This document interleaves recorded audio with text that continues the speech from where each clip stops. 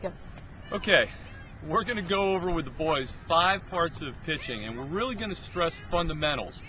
Bronco's got a very big field, so what we really want the boys to do is to throw strikes. They don't have to try and overpower the batters and strike all of them out. We want to put the ball in play. So what we're going to try and do is we're going to try and work on the very fundamentals. There's 5 steps to good pitching, and that's what we're going to stress. I just want to talk about them for a second so you have an idea what we're talking about when we make corrections with the boys. All right, the first thing is the ready position, and we're going to talk about the stretch first. We're not going to talk about the wind-up for another week or two or when they're ready. In the stretch, it's a nice upright position, relaxed, feet spread. Sam, if you want to pan down on the feet a little bit. Okay, feet spread out just a little bit. From there, you're going to come up to about shoulder width apart. Okay, Sam, come on up. We don't want the feet to be crammed next to each other because then that makes trying to pick off very, very difficult.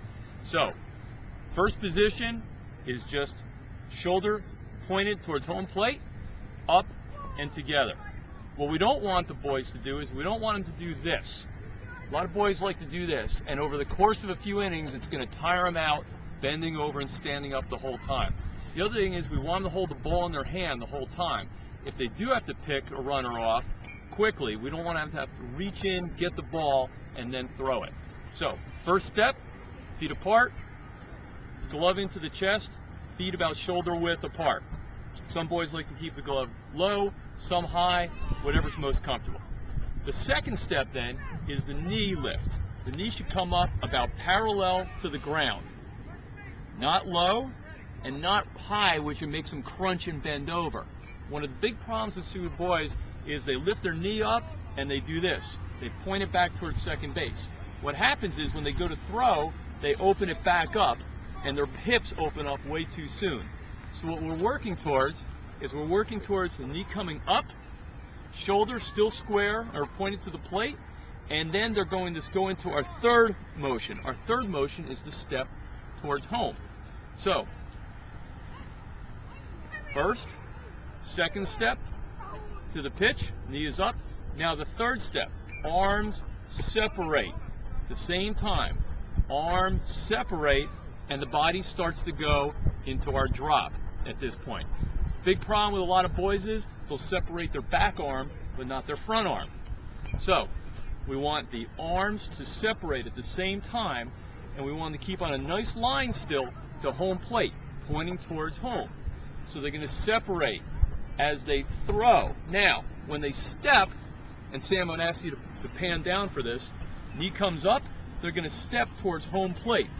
Their foot is still going to be stepping to the side. A big problem we see is this. They point, and when they point, their hips, Sam, if you pan to my hips, their hips end up opening up too soon. So, arms separate, comes down like so. Now we're going to the fourth step. The fourth step is where we're actually throwing at this point. And now we're going to come up over the front foot and throw. And so what happens is, it's sort of hard to do slowly, but we're going to come forward, and as we start to throw, the hips are actually going to turn. So when the hips turn, that's where we get our power and our control, not from the arm. A lot of boys in Mustang, when they first start pitching, just want to throw with their arm. They get worn out. The biggest problem is they can't make small adjustments. It's easier to make adjustments with the whole body than it is just with the arm. So when we hear coaches say things like, release the ball sooner or release the ball later, players can't do that at any level. What they can do is make other adjustments. So, where are we? First step, second, third, fourth. Now we're throwing, our hips come around, and fifth, we're going to bend over and our leg's going to drive over.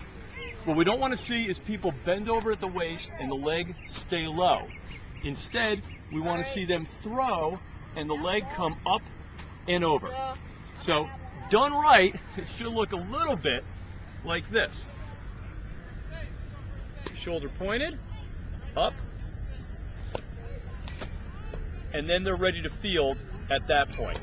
So, early on, we're going to work very hard on the first 3 or 4 steps. The 5th step, the follow-through, is critically important to make sure we don't have any arm injuries, but we're going to get there. So that's our start and we'll see how we do tonight. Okay?